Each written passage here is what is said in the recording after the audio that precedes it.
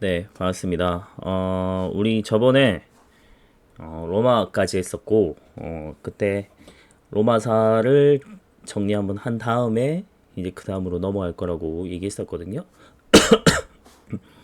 그래서 로마사를 먼저 한번 정리하고 넘어가도록 하겠습니다. 제가 이제 전략을 좀 바꿔보려고 해요. 우리 계속 어렵다 어렵다 어렵다 했었잖아요. 그럼 그렇게 계속하니까 여러분들이 더더욱 진짜 어렵구나 어렵구나 생각하는 것 같아가지고 제가 여러분들한테 가스라이팅을 한번 해보려고 합니다. 그냥 뭐 별거 아니네, 쉽네, 할만하네, 이렇게 계속 이제 좀 세뇌를 한번 시켜보려고요. 쉽다 쉽다 쉽다, 어렵지 않습니다 여러분. 하면 됩니다. 어렵지 않아요. 너무 어렵게 생각할 필요 없고 우리 간단하게 진짜 좀 심플하게 생각하도록 합시다. 자, 그러면 먼저 연표를 한번 쭉 보고, 그리고 그라쿠스 형제 개혁 실패 이후의 흐름의 좀 디테일을 좀 알면은 로마사를 좀 이해하는 데 더 도움이 되거든요. 물론 이제 다 할 필요는 없어요. 다 할 필요는 없지만 쭉 다시 한번 보고, 그 다음에 로마법도 한번 정리하고. 로마법 되게 중요하거든요. 그래서 먼저 연표부터 보면 로마는 이제 공화정이 나타나잖아요. 이제 고대 아테네는 민주정이라면 데모크라시, 로마는 이제 공화정, 리퍼블릭이 나타나는데 처음부터 공화정 나타난 거 아니라고 했죠. 처음에는 이제 왕정부터 시작을 했다가 그 다음에 이제 귀족정 로 시작을 했고 그래서 원로원 중심으로 아주 소수의 이제 귀족들 의 엘리트 이 정치가 이루어지다가 점차 이제 평민들의 정치적인 권리 요구가 이루어지면서 이제 호민관 제도도 생기고 평민권이 계속 신장되게 되죠. 로마는 보병이 핵심인데 그 보병의 핵심들이 평민들이기 때문에 당연히 이제 정치적인 권리도 높아지게 되고, 그러면서 이제 공화정으로 결국 가게 된다라는 겁니다. 공화정은 왕은 뭔가 이제 국민의 대표, 뭐 평민들의 시민의 대표라기보다는 진짜 뭔가 지배하는, 좀 독재하는 요런 이제 라면, 왕이 아니라 공화정은 그냥 대표를 뽑아서 대표가 이제 대신 통치를 하는 요런 형태라고 보면 돼요. 그리고 이제 포에니 전쟁을 통해서 이제 라티푼디움이라고 하는 대농장 경영제도 이런 게 이제 생겨나게 되면서 로마 내에서 이제 자영농이 되게 몰락한다고 했잖아요. 그러면서 이제 그라쿠스 형제가 개혁을 하고자 했고, 그게 이제 실패하게 되면서 이제 혼란기가 나타납니다. 그래서 스파르타쿠스라고, 요거는 우리 굳이 안 봤으니까 몰라도 됩니다. 그 다음 이제 1, 2차 3두 정치를 거치게 되면서 이제 옥타비아누스, 이제 아우구스투스의 제정이 시작되게 된 거고, 실제로는 자기는 이제 뭐 프린캡스라고 얘기를 했지만 실제로는 황제 즉위한 것과 같았다. 그래서 이제 이때부터 제정 로마라고 부르는 거고, 그러니까 황제가 다스리는 정치 형태다라는 겁니다. 그 다음에 이제 팍스 로마나, 이제 로마의 평화에서 오연제 시기가 이루어지다가 이제 군인왕제 나타나면서 이제 세태기가 좀 나타나고, 그리고 이제 라티푼디움이 점차 해체되면서 콜라투스, 요건 몰라도 돼요. 그래서 그 다음에 디오클레티아누스의 분할 통치. 로마 제국이 이제 결론적으로는 우리 동로마, 서로마 이렇게 나뉘게 되는 건데, 이때는 완전히 분열됐다기보다는 그냥 좀 제국을 나눠서 통치하기 시작했다 정도로 생각을 하면 됩니다. 그러다가 이제 콘스탄티누스 때 이제 밀라노 칙령으로 크리스트교가 공인이 됐고, 395년이 되면 완전히 이제 분할 통치가 시작되었다라고 보면 됩니다. 이때는 이제 테오도시우스 황제 죽고 난 이후 또 완전히 동로마, 소로마로 분열이 됐다라고 보면 되고, 그러다가 소로마는 이제 게르만족에 의해서 476년에 멸망이 된 거고, 동로마 비잔티움 제국은 한 1000년간 정도 더 유지되다가 1453년에 오스만 튀르키에게 이제 멸망을 당한다라고 보면 됩니다. 이렇게 하면 로마 전체 본 거예요. 근데 우리 요걸 조금 더 자세히 보려면 이제 그라쿠스 형제 개혁 실패 이후의 흐름을 파악해두면 되게 좋거든요. 그래서 지배층의 분열이 좀 나타나게 되는데, 군인 정치가 그래서 대표적인 인물이 이제 마리우스 술라 이런 사람이 등장하게 되고 이런 걸 제거하면서 이제 1차 삼두 정치가 시작됩니다. 그러니까 세 명에 의해서 정치가 이루어졌다 보면 되고 이때도 마찬가지로 군인 출신들이에요. 그래서 폼페이우스 그리고 카이사르 그리고 크라수스 이렇게 세 명. 그래서 폼카크 이렇게 이루어지다가 이제 카이사르가 이제 갈리아 원정을 갔어요. 그래서 왔노라 보았노라 이겼노라 하면서 이제 갈리아 원정을 아주 성공적으로 이끌고 폼페이우스가 거의 크라수스를 제거한 다음에 자기가 거의 정권을 잡는 형태였는데 카이사르까지 내치려고 했지만 카이사르가 이제 갈리아 원정에 자기들 원정 군대를 이끌고 이제 로마로 그냥 진격을 하게 돼요. 그래서 루비콘강을 건너면서 주사위는 이미 던져졌다 이런 명을 던지면서 이제 로마로 진격을 하게 되죠. 그래서 당시 이제 폼페이우스가 깜놀해가지고 이집트로 도망을 가게 됩니다. 이게 희한해요. 그래서 이때 다 이집트로 다 도망을 가거든요. 네, 폼페이우스랑 그리고 당시 이제 클레오파트라가 이제 연합을 하게 되면서 카이사르에 맞서게 되는데, 카이사르가 이제 이집트를 점령한 다음에 요 클레오파트라와의 사이에서 아들을 낳게 돼요. 그러니까 클레오파트라는 사실 당시 이제 이집트가 이 강대국 로마에 살아남는 방법은 여왕이었던 이 클레오파트라가 약간 미인계를 통해서 다 꼬셔요. 그래서 폼페이우스부터 해서 카이사르, 그래서 요 낳은 자식이 바로 케사리온이라고 하는 애입니다. 그리고 카이사르 사후에는 이제 이집트 지역을 이제 차지하게 된 거는 카이사르의 부하였던 안토니우스예요. 그래서 안토니우스랑 또 클레오파트라랑 또 연합을 했는데 다른 때랑은 다르게 클레오파트라가 이제 안토니우스랑은 정말 좀 찐사랑이었다라고 얘기를 해요.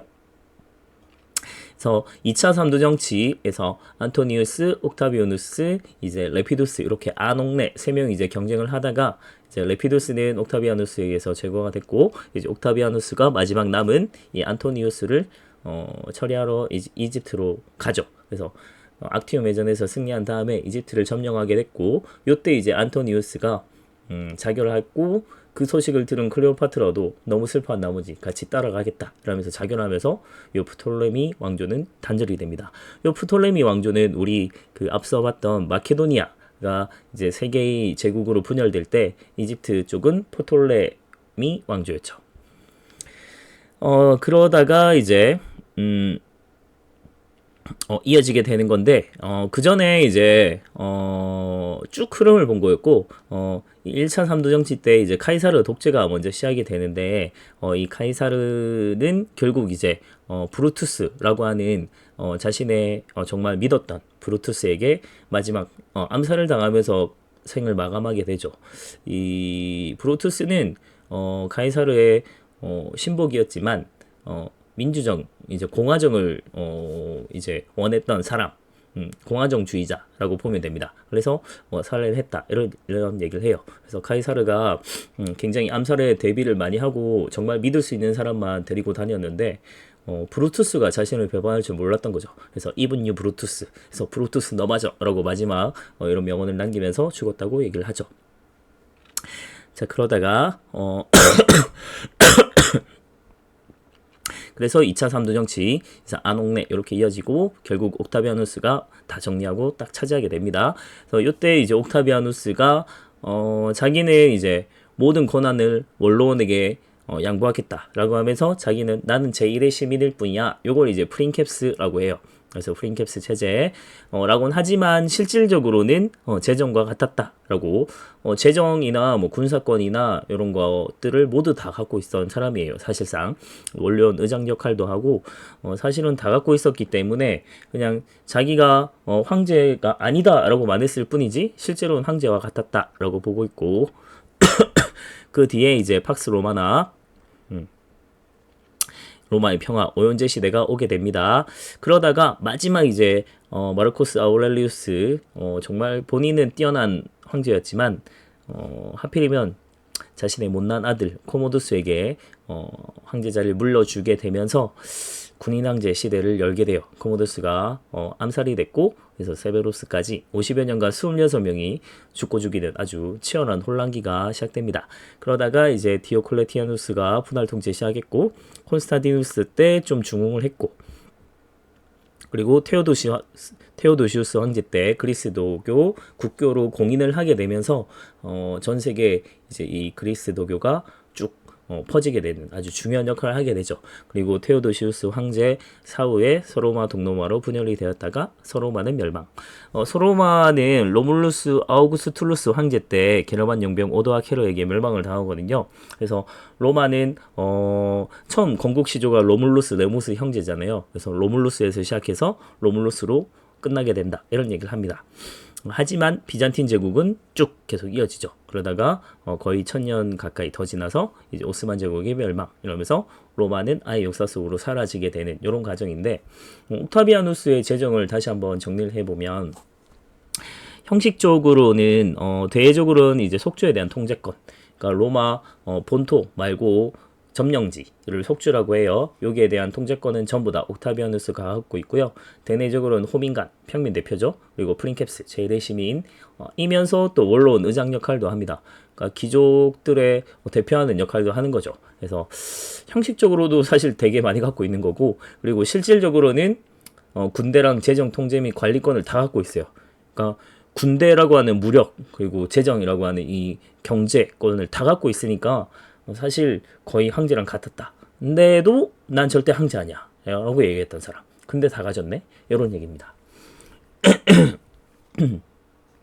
그리고 오변제 시대는 이름만이라도 좀 알아두면 좋을 것 같아요.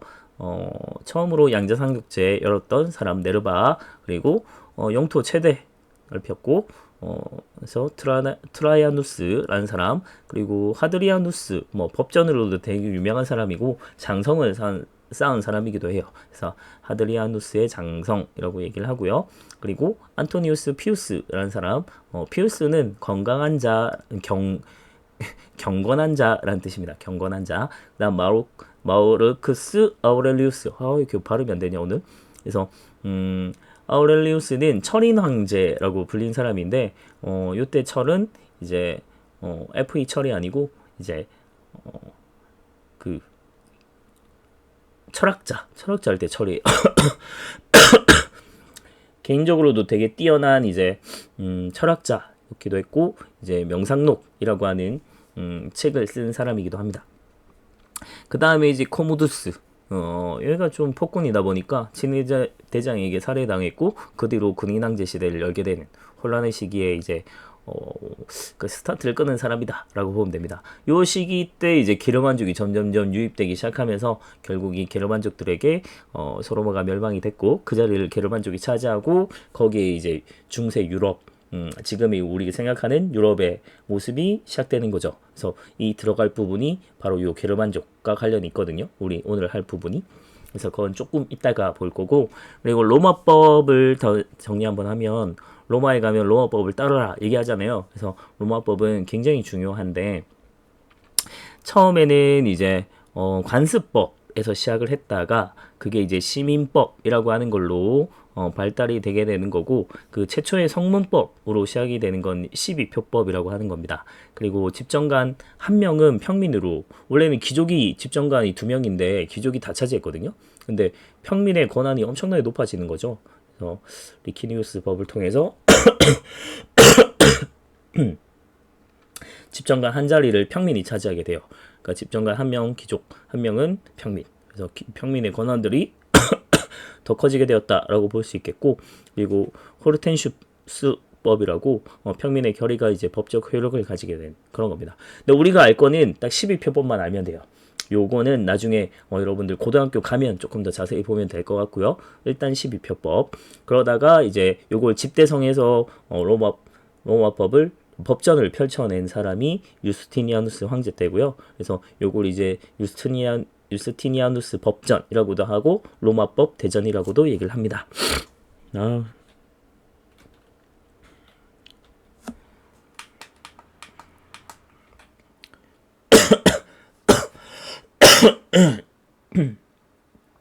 더워서 선풍기를 켜놨더니 뭔가 건조한가 봐요. 목이 뭐죠? 팔을 걷었더니 뭔가 되게 로마의 그 천으로 된 옷 같은 그런 느낌 돼버렸네요. 자, 이제 중세 한번 가겠습니다. 우리 여태껏 이제 고대를 봤었고 고대 시대에서 이제 중세로 넘어온 거예요. 중세 시대에는 중요 포인트는 게르만족의 이동이라고 하는 이 민족 이동이 하나가 되는 거고, 결과적으로는 이 민족 이동을 통해서 우리가 지금 알고 있는 서유럽이라고 하는 요 세계가 점차 형성되기 시작했다라는 겁니다. 일단은 게르만족은 로마에서는 로마 제국에서 본다면 굉장히 변방에 있는 오랑캐들 같은 거죠. 뭔가 목축이나 뭔가 수렵이나 이런 거 하면서 살아가고 있던 그런 야만족이죠. 야만족인데 그런 애들이 잘 살고 있다가 사실은 훈족이라고 하는 갑자기 뭐 아시아에서 말도 안 되는 애들이 튀어나와요. 너무 센 거예요. 너무 싸움을 너무 잘해요. 그러니까 훈족을 영어로는 훈스라고 하거든요. HUN 훈이라고 하는데, 요게 이제 약간 우리가 알고 있는 헝가리의 그 훈 비슷하죠. 그런 의미도 있고, 그리고 흉노를 이제 훈스라고 적기도 해요. 그러니까 흉노의 후예라고 좀 알려져 있습니다. 정확하진 않지만 대체로 흉노의 후예라고 추정하는 인물들인데 민족인데, 얘들이 이제 엄청난 이제 서쪽으로 쫓겨오게 되면서 원래 이제 기존에 있던 게르만족을 몰아내서 게르만족들이 서쪽으로 더 들어가면서 로마 안으로 계속 이제 이동을 하게 된 겁니다. 쫓겨서. 그러니까 이 훈족의 이동이 사실은 게르만족의 이동을 크게 이제 만든 배경 중에 하나고, 그것 때문에 결국은 로마 안으로 게르만족들이 되게 이동을 하게 되면서 처음에는 뭐 용병대나 이런 걸로 이제 활약을 하다가 결국 용병대장 오도아케로에 의해서 서로마 제국이 멸망당하게 됩니다. 그러면서 그 원래 로마가 있던 자리에 많은 게르만족 국가들이 수립이 돼요. 그래서 뭐 고트족도 있거든요. 그러니까 서고트, 동고트, 그리고 반달 왕국 이런 것도 있고, 그리고 우리가 지금 볼 거는 프랑크 왕국인데, 얘가 이제 가장 대표적인 애지만, 요거 말고도 뭐 굉장히 많은 게르만족들이 자기들의 왕국을 세웠습니다. 근데 프랑크 왕국만 유독 엄청나게 성장을 하고 그리고 잘 살아남았어요. 그게 왜 가능했는가라고 봤을 때, 일단 다른 애들에 비해서 이동거리가 굉장히 짧았습니다. 그러니까 자신의 근거지에서 그렇게 많이 벗어나지도 않았고, 그리고 많은 자신들의 문화를 또 좀 보존이 됐던 것도 있겠고, 그러니까 크리스트교로 일찍이 또 개종을 했어요. 거기에다가 로마 문화를 빠르게 수용하면서 좀 빠르게 발전할 수 있었다라고 볼 수 있습니다. 그리고 카롤루스 대제 때 전성기를 이루는데, 이 사람의 사실 바탕에는 아빠였던 이제 피핀이라고 하는 사람이 있어요. 근데 이 사람이 일찍이 일단 영토를 많이 넓혀놨었고, 그리고 교황에게 이제 중부 이탈리아 지역을 기증을 했거든요, 땅을. 그래서 이게 뭐 바티칸으로 거의 뭐 이어지는 형태라고 볼 수 있습니다. 그래서 일찍부터 이제 교황과 이런 이제 그리스도교와의 관계가 굉장히 좋았다라는 점이 발전하는 데 아주 큰 역할을 해준 것 같아요. 그러니까 그리스도교가 이제 서로 윈윈한 거죠. 그래서 카롤루스 대제, 뭐 우리가 영어로는 카롤루스라고 얘기를 하지만 프랑스어로는 이제 샤를마뉴라고도 해요. 그래서 카롤로스, 샤를마뉴 이제 같은 동일 인물입니다라고 생각을 해야 되고, 이때 이제 서로마 제국의 영토 대부분을 차지하게 되면서 프랑크 왕국이 진짜 엄청나게 번영을 해요. 그러면서 이제 로마의 이제 교황이 이제 서로마 황제라고 하는 관을 씌워줘요. 요걸 이제 대관식이라고 합니다. 정확히 800년인데 게르만족이 이렇게 들어오게 되면서 이제 자신들의 왕국을 막 세우게 된 것이고, 그들 중에 프랑크 왕국이 이렇게 엄청나게 성장을 했다. 그 바로 밑에 이제 교황령이 있으니까 관계가 굉장히 좋았다라고 좀 볼 수 있고요. 요때 이제 학문과 문예 이런 게 굉장히 부흥을 하게 되면서 뭐 굉장히 번영을 하다가 이게 참 희한하게 되게 뛰어난 황제나 이런 사람이 있으면 그 사람이 죽고 난 이후에 뭔가 좀 제국이 막 깨지고 이런 것들이 좀 나타나요. 그래서 카를로스 대제 사후에 동중서 프랑크로 이제 분열이 되게 됐고, 요게 이제 베르댕 메르센조야 이런 걸 통해서 이제 동은 지금의 독일 지역이거든요. 그래서 동프랑크는 독일 지역, 그리고 중프랑크는 이탈리아, 서프랑크는 이제 프랑스 지역으로 이제 분열이 되었다. 그러면서 지금 우리가 생각하는 서유럽 세계가 점차 형성되기 시작했다라고 보면 됩니다. 자, 그리고 중세 유럽 하면 딱 봉건제도 그리고 장원제도 이런 걸 좀 사회 모습을 생각을 해볼 수 있거든요. 일단 기본적으로 프랑크 왕국이 이제 분열되게 되면서 또 새로운 민족 이동이 나타나요. 그 대표적인 이동 중에 하나가 바로 이제 노르만족입니다. 그래서 요걸 이제 뭐 세컨 인베이전이라고 얘기를 하는데 이제 노르만족은 우리 노르웨이 생각하면 돼요. 노르웨이나 덴마크나 이런 이제 바이킹 같은 그런 개념으로 생각을 하면 되고, 이 외에도 뭐 마자르족, 말갈이라고도 불리는 애들. 그래서 마자르족이 뭐 헝가리 이런 지역에 막 정령하게 되면서 지금의 이제 헝가리가 이제 좀 약간 생긴 거 보면 되게 아시아 계열이랑 좀 혼혈된 이런 모습이거든요.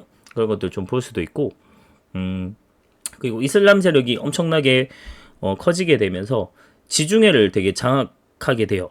그러면서 여러 민족 침입도 많고 이슬람도 되게 커지고 이러면서 사회가 되게 혼란기가 가져왔고, 특히나 이때 이슬람이 이제 지중해를 장악하게 되면서 원래 이제 지중해 무역을 장악하고 있던 게 유럽이었는데 이슬람이 지중해 이제 해상권을 장악하게 되니까 기존에 이제 유럽 애들이 뭔가 무역이나 뭐 상공업 이런 게 이제 되게 발달해서 지내고 있다가 다시 이제 농촌 경제가 농촌 중심으로 돌아가게 되는 거예요. 근데 농촌이 제일 중요한 건 뭐겠어요? 땅이죠. 그래서 토지가 가장 중요해지니까 요 토지를 중심으로 한 제도가 나타나게 되었다. 이렇게 보면 됩니다. 제가 수업 때 요거를 여러분들 복잡해할까봐 제대로 설명을 잘 못했는데 오히려 그게 여러분들 더 헷갈리게 한 것 같아서 제가 좀 자세하게 설명을 하고 있습니다. 그러니까 다시 한번 얘기를 하면 이슬람이 지중해를 장악하게 되면서 기존의 유럽들이 바다를 통해서 뭔가 해상 활동을 한다거나 무역이나 뭐 상업 활동 이런 것들이 굉장히 쇠퇴하게 돼요. 그러니까 중세 유럽은 사실 뭔가 고대 때보다 문화적으로나 되게 좀 많이 뒤떨어지는 그런 느낌이거든요. 전체적으로 사회 자체가 그러니까 되게 뭐 활력이 넘치고 이런 느낌이 아니에요. 되게 좀 뭔가 쇠퇴하고 좀 낙후되고 이런 느낌인데, 그러니까 이런 이제 상업이나 이런 것들을 못하게 되면서 경제가 다시 농촌 중심, 농업 중심으로 돌아가게 되고, 농업이 제일 중요한 건 토지잖아요.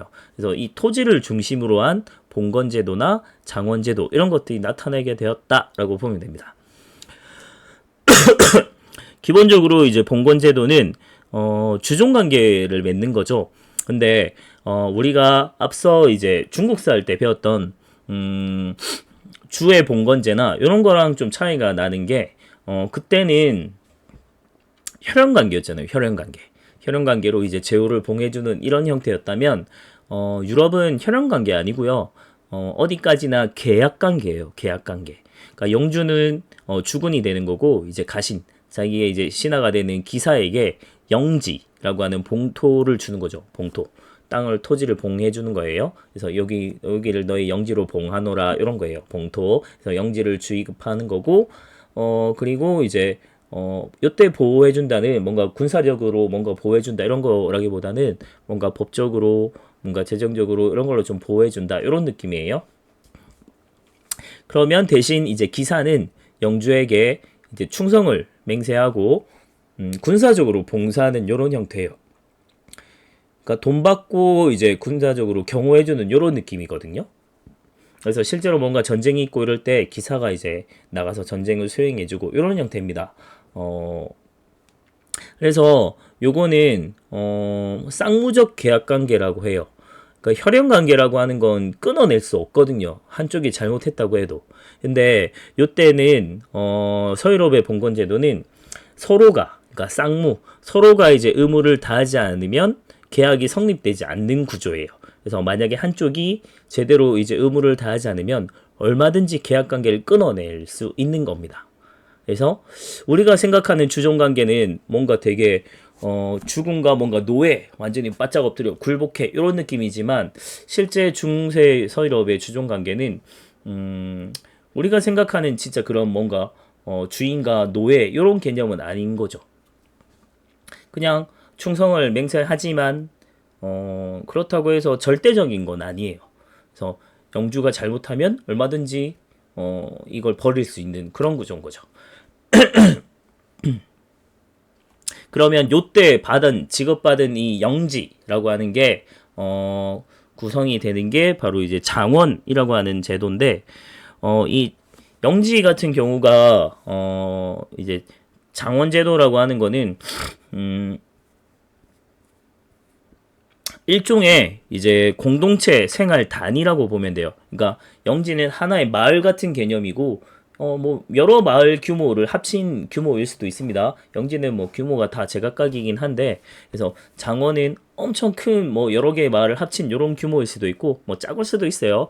근데 이 장원제도 안에는 영주가 일단 당연히 지배층이겠죠. 뭐 왕도 있을 거고 제후도 기사도 다들 각자의 이제 장원을 갖고 있는 형태입니다.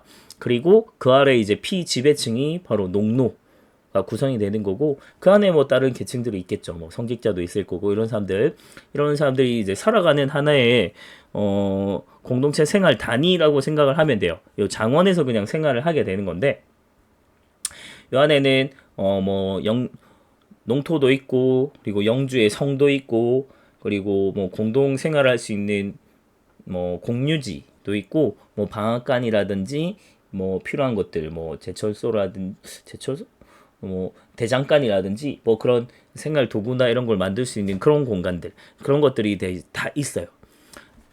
근데 기본적으로는 다 영주의 소유라고 보면 되고 그래서 그걸 이제 영주에게 농노들이 사용을 하려면 뭐 사용료를 지급하고 이런 이제 구조로 돼 있는 겁니다. 근데 농노라고 하는 말이 좀 낯설잖아요. 그러니까 요거는 어떻게 생각을 하면 되냐면 그냥 쉽게 생각하면 농민과 노예의 딱 중간이다라고 보면 돼요.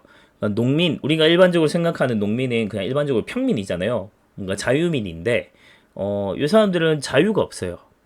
대신에 그런 점에서는 좀 노예 같기도 하고 근데 또 뭐 집과 토지를 소유하고 있어서 자기의 가정을 이루고 살아간다든지 뭐 이런 걸 보면 또 자유가 어느 정도 있는 것 같아요. 그래서 농민과 노예의 좀 중간적인 성격이다 해서 합쳐서 농노라고 불러요.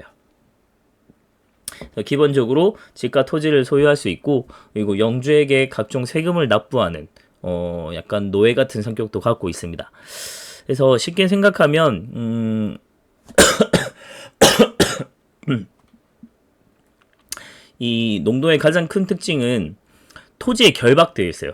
그러니까 요 장원 안에서 살아가는 영주의 백성인 개념이라서 이 여기를 떠날 수가 없어요. 그래서 이 토지에 결박돼서 이동의 자유가 없는 아주 노예 같은 성격인데 거기에 이제 인도세랑 그리고 혼인의 이런 자유도 제한이 되어 있고 상속세, 혼인세 등 각종 세금을 영주에게 바쳐야만 하는 그런 노예의 성격을 또 갖고 있는 이런 게 농노라고 얘기를 합니다.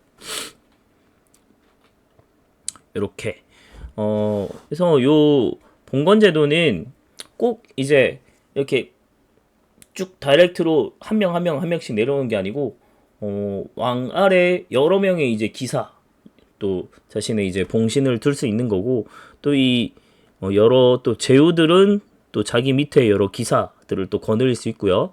또 이 기사 자체가 또 자기 밑에 또 여러 봉신을 거느리게 되면서 큰 기사가 좀 작은 기사를 거느리고 이런 거거든요. 그래서 되게 이런 다양하게 여러 장원들이 구성되어 있는 이런 것들이 총 다 뭉쳐져서 하나의 국가에 구성되는 이런 형태입니다. 그리고 비잔티움 제국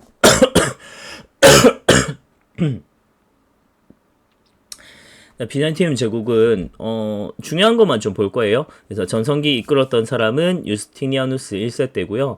그래서 서로마 제국이 영토 일부를 회복하면서 꽤 전성기를 누렸던 때입니다. 그래서 이 사람은 로마 법을 이제 다 집대성에서 유스티니아누스 법전이라고 하는 걸 편찬하기도 했고, 그리고 성소피아 성당을 건립하기도 했습니다. 이렇게 비잔티움이 되게 오랫동안 발전하고 잘 갈 수 있었던 이유는, 일단 정치적으로는 로마랑 다르게 로마는 공화정이잖아요. 그래서 황제나 이런 사람들의 권한이 그렇게 막강하잖아요. 하지만 비잔티움 제국은 되게 동방의 군주 같은 이제 아주 강력한 황제권, 그리고 중앙집권 체제를 확립할 수 있었기 때문에 이런 걸 바탕으로 아주 오랫동안 번성할 수 있었다라고 보고 있고, 또한 그걸 뒷받침해 주는 건 경제잖아요. 그래서 이게 수도인 콘스탄티노플, 그러니까 지금의 이제 이스탄불인데, 여기가 이제 동서에 이제 만나는 지점이죠. 교착 지점이고, 그래서 중심이 되는 지역이라서 이런 걸 이용해서 뭐 무역이나 이런 것들이 되게 발달하죠. 그래서 상공업이나 이런 게 발달하게 되면서 경제적으로도 아주 번영을 누렸던 그런 곳이라고 보면 됩니다. 하지만 이제 점차 이제 이민족, 이슬람 세력이 더 커진다든지, 그리고 슬라브족 이런 애들도 좀 성장을 하게 되고, 결과적으로는 이제 십자군 전쟁 때문에 이 비잔티움은 세력이 엄청나게 약화되게 돼요. 그러면서 이제 오스만 제국에서 멸망을 당한다. 결국은 이슬람 세력에게 멸망을 당하게 되었다. 라고 보면 됩니다. 하지만 이 비잔티움 제국은 이슬람 세력으로부터 이제 크리스교 세계를 지켜낸 방파제 역할을 아주 오랫동안 1000년 동안 해왔고, 그리고 요 그리스 고전 문화를 이제 서유럽에 전파하는데 아주 중요한 역할을 하게 돼요. 그래서 요게 결국은 이어지게 되면서 이제 서유럽에서 르네상스라고 하는 게 발달하게 되는데, 이 비잔티움 제국이 갖고 있던 이 잘 보존하고 있던 그리스 고전 문화가 아주 큰 역할을 하게 됩니다.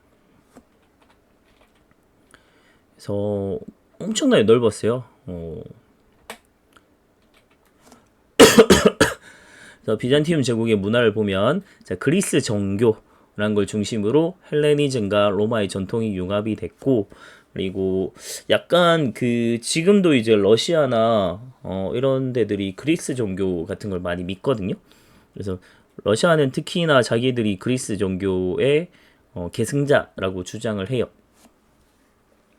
그냥 약간 가톨릭에서 조금 떨어져 나온 거다 정도로 생각을 하면 될 것 같아요.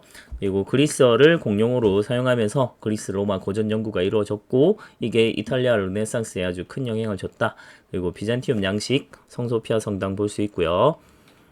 그리고 이제 성화, 그리고 모자이크화 이런 것들이 좀 발달했고, 유스티니아누스 법전 이런 걸 볼 수 있습니다. 그래서 여러 번 얘기하지만 그리스 문화를 잘 보존해서 서유럽에 전달했고, 그래서 이제 르네상스 발달의 토대가 됐고, 그리고 동유럽 문화권의 바탕이 되는 모습이 나타납니다. 동유럽 문화권이 다른 이제 서유럽하고 또 다르거든요.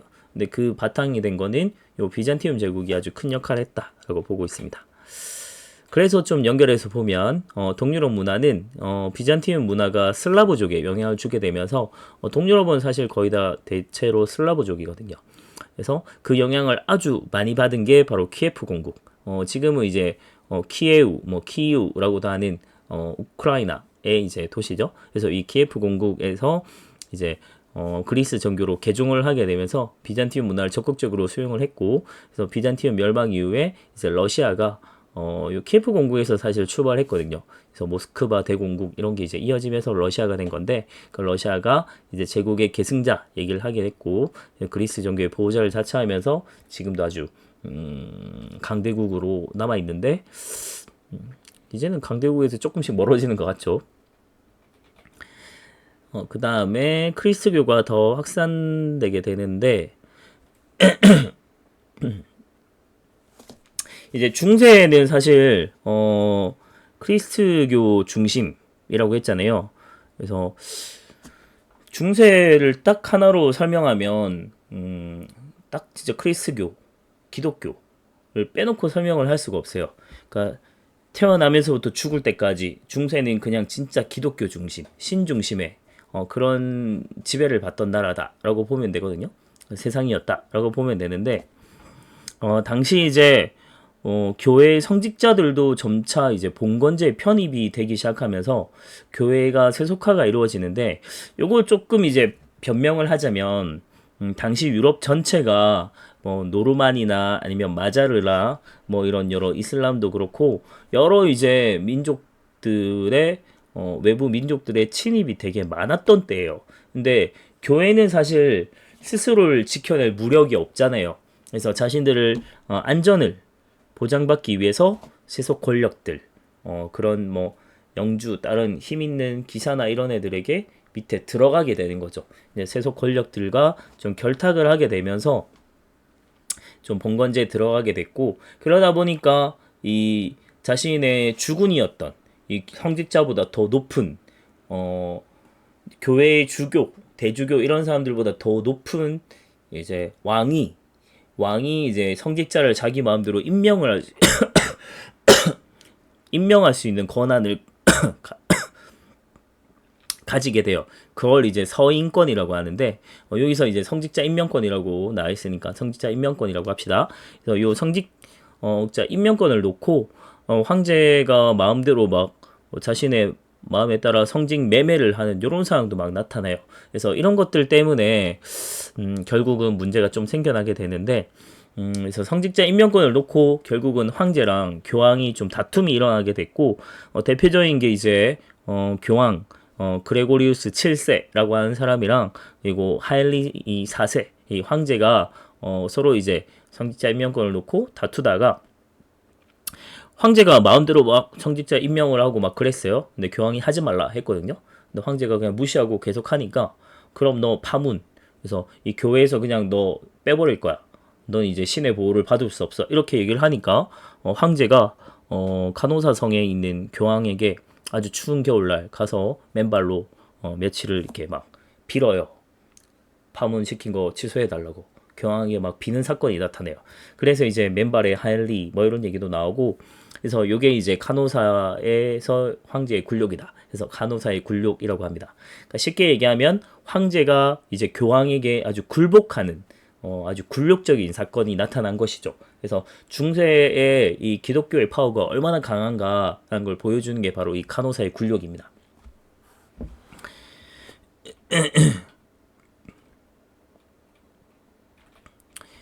그리고 자, 크리스교 중심의 문화가 나타나고요. 중세 서유럽의 학문은 이제 신학, 그러니까 신에 대한 학문이죠. 종교에 대한 학문. 대표적으로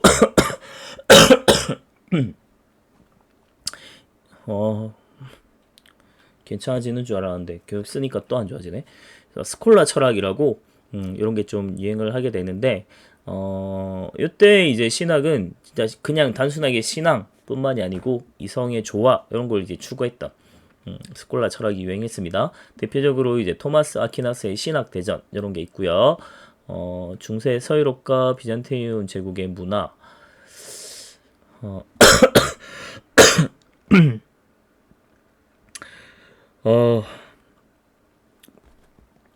그리고 문학에서는 이제 기사 문학 기사들이 중세에는 기사들의 세상이에요.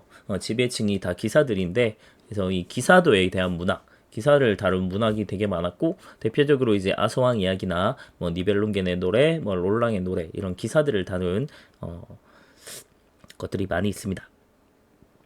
그리고 서유럽엔 고딕 양식이라고 하는 게 되게 유행을 하는데 뭐 샤르트르 대성당 이런 걸 보면 굉장히 뾰족하고 높게 하늘 높이 치솟은 이런 탑을 볼 수 있어요. 이거는 하늘에 그만큼 닿고 싶다 이런 걸 이제 표현한 거라고 보면 되고 그리고 스테인드 글라스 유리에다가 아주 화려하게 이렇게 표현한 것들이 나오고요. 공용어는 라틴어 쓰였고요. 비잔티움 같은 경우는 조금 특이해요. 또 얘들은 둥근 도매 형태 그리고 모자이크 장식 이런 게 많이 나타나는 게 비잔티움의 특징입니다. 이렇게 조금 차이가 나요. 딱 봐도 다르죠? 고딕이 뭔가 하신 딱딱하고 뭔가 탁탁탁 엄청 높이 치솟고 막 이런 느낌이라면 비잔티움은 조금 뭔가 둥글둥글하고 좀 이런 느낌. 요거 여러분들 테트리스 할 때 많이 본 겁니다. 오른쪽에 요거 크렘린궁. 자, 그 다음 중세 이제 또 얘기하면 빠짐없이 볼 수 있는 게 빠짐없이 봐야만 하는 게 십자군 전쟁입니다.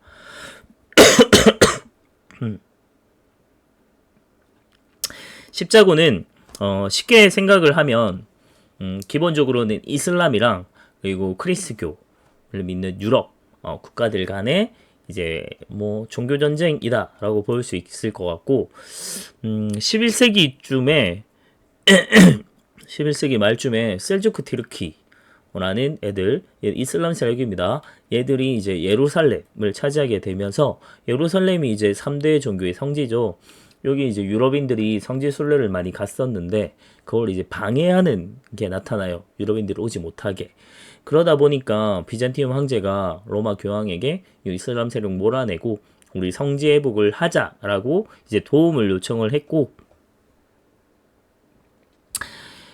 당시 이제 로마 교황이 우리 성지 회복합시다라는 걸 이제 얘기하게 되면서 이 성지 회복을 하자는 명분을 내세워서 십자군 전쟁을 선포하게 돼요. 근데 이게 명분이다라고 얘기하는 게 실제로 700여 년부터 700여 년 동안 7차례, 뭐 많게는 뭐 8차 이렇게 보기도 하는데 1차 때만 성지 회복을 했고 사실 나머지는 실제적으로 뭔가 성지 회복을 하자는 것보다는 요 땅을 뭐 점령하고 그리고 자신의 나라를 세우고 뭐 이런 거에 대한 팽창 욕구 그리고 세속적인 이제 자신들의 욕심에 대한 그런 욕망 이런 것들이 뭔가 종교적인 뭔가 경건함 이런 거라기보다는 자신들의 좀 세속적인 욕구 이런 것들이 더 컸다라고 볼 수 있습니다. 그런 걸 잘 보여주는 것 중에 하나가 소년 십자군이라고 소년들로 되게 구성된 십자군을 만들었는데 그래서 얘들이 실제로 성제복을 하겠다고 막 출정을 해요. 출정을 하는데 항구에서 그냥 얘들 빼돌려가지고 다 인신매매로 팔아버립니다. 그래서 이게 무슨 성제복과 관련이 있나요? 자신들의 이권을 위해서 이렇게 막 인신매매하고 이런 것들 나타나고요. 그리고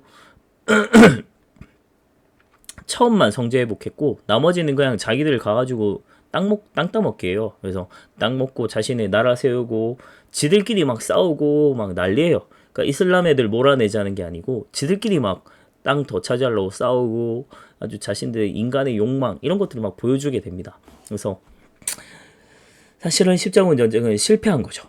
실패한 거라고 보면 되겠고 그래서 그 결과로 이걸 이제 강력하게 추진했던 교황은 사실 권위가 완전히 뚝 떨어지게 돼요.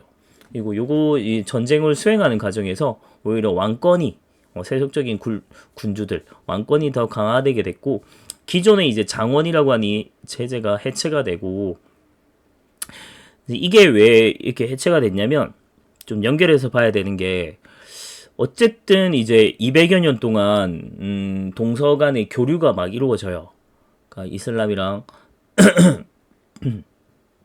서쪽에 이제 유럽이랑 그리고 동방의 요런 아시아랑 점차 이제 동서교류가 막 이어지면서 무역도 막 발달하고 그러면서 중간 지점의 도시 그리고 이런 상공업 이런 것들이 굉장히 발달하게 됐고 기존에 이제 장원이라고 하는 요 체제가 해체가 되는 거죠. 특히나 요때 뭐 화약이나 막 이런 게 들어오기도 하면서 기존에 이제 봉건 영주 그러니까 기사들이거든요. 다들 이 기사 계층들이 다 몰락을 하게 돼요.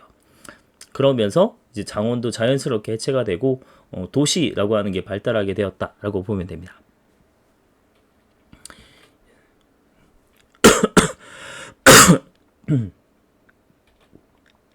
그래서 도시의 성장 이렇게 한번 보면 이제 중간중간 이제 십자군 하러 가는 교육의 중심지에 사람들이 많이 모이게 됐어요. 그래서 요 사람들 중심으로 또 막 뭔가 지켜야 되잖아요. 그래서 요 중심지에다가 성을 쌓기도 하고 이러면서 도시민이라고 하는 게 이제 성 안에 사는 사람이다 이런 뜻이거든요. 도시민은.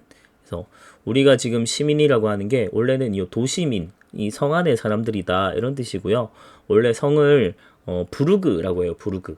그래서 뭐 독일의 여러 부르크나 뭐 이런 게르만 계통의 여러 나라들에 보면 부르크, 뭐 네덜란드에도 뭐 브리헤, 뭐 벨기에도 이런 브리에라든지 뭐 그런 식으로 불리는 이름들이 많이 있거든요. 이게 전부 다 이제 성을 뜻하는 단어 부르그에서 온 것이고, 그래서 여기에 사는 사람들이 바로 부르주아라는 사람들이에요. 그래서 시민, 중세 시민, 나중에 이제 근대 시민이라고 하는 사람들이 부르주아라고 부르는 이유는 요 도시 안에 살던 사람들이다 이런 뜻입니다. 그래서 기본적으로 요 도시 안에서 큰 시장, 그리고 상공업이나 무역 이런 걸 통해서 되게 경제적으로 많이 좀 부유하고, 그리고 그런 돈을 통해서 국왕과 이제 영주로부터 자신들이 정치적으로 이제 자신들의 자치권도 획득하게 되면서 이제 독립적인 개체로 점차점차 발달하게 되는 거죠. 그리고 얘들이 또 자신들의 이제 조합 이런 걸 만드는데 그걸 길드라고 해요. 동업조합. 그래서 대체로 이제 상인 뭐 길드, 뭐 수공업자 길드 이런 거 이제 만들면서 되게 힘을 뭉쳐갑니다. 그래서 이제 도시가 성장하면 성장할수록 장원이 붕괴되게 돼요. 이게 제가 수업 때는 제대로 이제 설명을 못 했는데 왜 이제 도시로 가게 됐는지 설명을 좀 하면,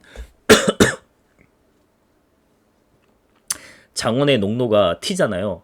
도시로 튀어가지고 안 잡히고 좀 뭐 1년 이렇게 지나서 버텨요. 그러면은 그냥 자유롭게 풀려요. 자유민으로. 도시의 자유민으로. 그래서 장원에서 도망가서 도시의 아주 자유로운 이제 도시민으로 살아가는 경우가 꽤 많았습니다. 그런 경우도 있었고, 또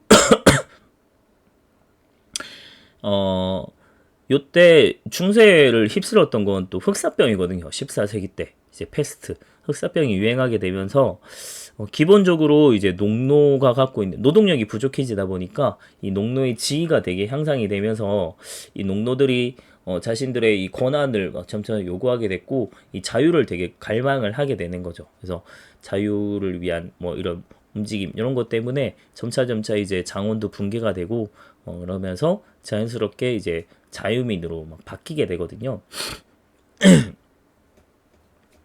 그리고 또 중세하면 요 중앙집권 국가가 등장을 하게 되는데, 기존에 이제 교황권이 너무나도 쇠퇴되게 되니까 이 사실 유럽 전체를 지배하고 있는 건 이 포프 교황이거든요. 그래서 모든 이의 어버이 이런 이제 개념으로 파파, 포프에서 이제 파파라는 말이 오게 된 거거든요. 이 교황이 너무나도 강력한 권한을 누리고 있다가 쇠퇴하게 되면서 장원도 붕괴되고, 그러니까 영주 세력도 약화되고, 그래서 이 보호해줄 수 있고 또 요 도시민들과 결탁하게 되면서 엄청나게 강한 권한을 누리게 된 건 바로 왕들이에요. 그래서 왕권들이 엄청나게 강화됐고, 그걸 이제 잘 보여주는 사건 중에 하나가 아비뇽 유수라고 하는 거예요.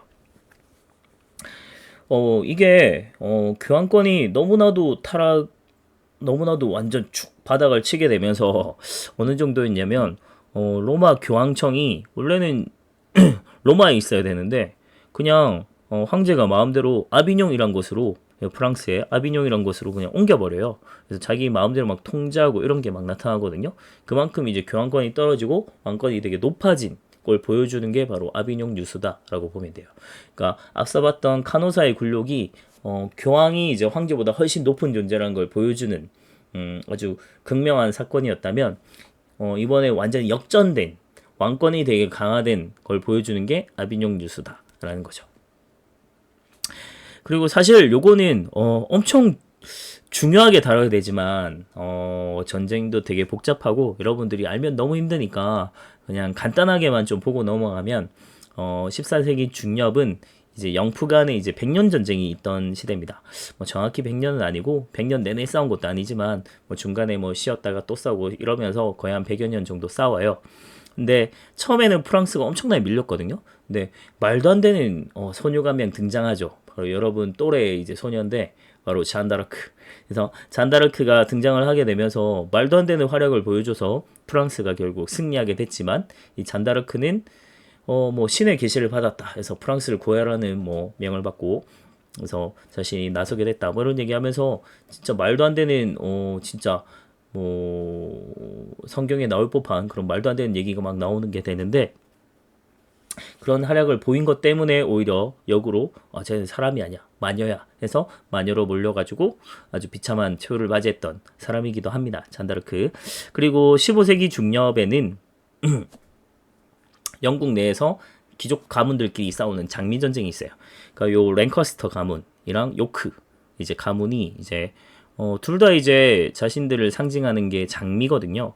근데 랭커스터는 이제 빨간 장미 그리고 요크는 이제 하얀 장미예요. 흰 장미. 그래서 빨간 장미, 흰 장미 붙었는데 랭커스터. 그래서 빨간 장미가 이깁니다. 그래서 그걸 이제 바탕으로 왕조를 연 사람이 헨리 7세 튜더 왕조입니다. 요 왕조 영국의 왕조를 다 설명하려면 너무 힘드니까 그냥 장미 전쟁 정도가 있었다. 그래서 빨간 장미가 이겼네 정도만 알아두면 되겠습니다. 이런 걸 통해서 영국 프랑스가 하나의 이제 중앙집권 국가로 점차 성장을 하게 되었다라는 겁니다. 원래 외부에 맞서서 싸우는 적이 있게 되면 애국심이라고 이런 게 되게 생겨나게 되고 없던 애국심도 막 생겨나게 돼요. 그래서 이게 중앙집권 국가로 성장하는데 아주 중요한 바탕이 되었다 정도 받으면 되겠습니다. 오늘은 여기까지 해서 중세 끝나게 된 거고 우리 다음 시간에는 이제 중세 말에서 근대 이행기에 나타났던 아주 유럽을 크게 바꾼 사건 중에 하나가 바로 르네상스거든요. 그래서 르네상스와 함께 뭐 신앙노 개척이라든지 뭐 절대 왕정 이런 것까지 보면 우리 진짜 마무리예요. 그래서 일단은 이제 중세 마무리하겠습니다. 수고했습니다.